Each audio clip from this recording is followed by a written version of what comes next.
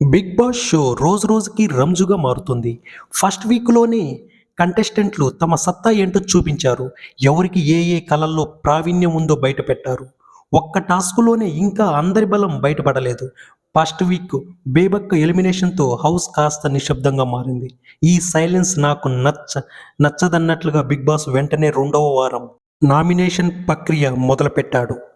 ఈ రోజు కోసమే ఎదురు చూస్తున్నామన్నట్లుగా కంటెస్టెంట్లు ఒకరిపై ఒకరు విరుచుకుపడ్డారు. ఈ మేరకు ఓ ప్రోమో విడుదలైంది. బయటకు ఆల్రెడీ ఉన్న ఫ్రెండ్షిప్ను మీరు ఇంట్లో ఫాలో అవ్వండి, కానీ పక్క వాళ్ళు కూడా ఫాలో అవ్వాలని చెప్పే హక్కు నీకు లేదంటూ ప్రేరణను నామినేట్ చేసింది సీత.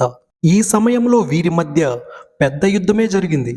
సోనియా, నీకు పర్సనాలిటీ ప్రాబ్లం ఉంది, నీకింకా మెచ్యూరిటీ రావాలని సూక్తులు చెప్పడంతో సీతకు మండిపోయింది.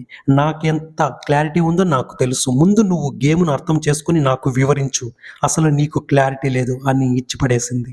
దీనితో సోనియా ఎక్కువ మాట్లాడొద్దు, పిచ్చి మాటలు మాట్లాడకు అని సీరియస్ అయ్యింది. మొత్తానికి ఈ వారం నిఖిల్, నైనిక, సీత, మణికంఠ, శేఖర్ భాష, ఆదిత్య, పృథ్వీ, విష్ణుప్రియ నామినేషన్లో ఉన్నట్లు తెలుస్తోంది.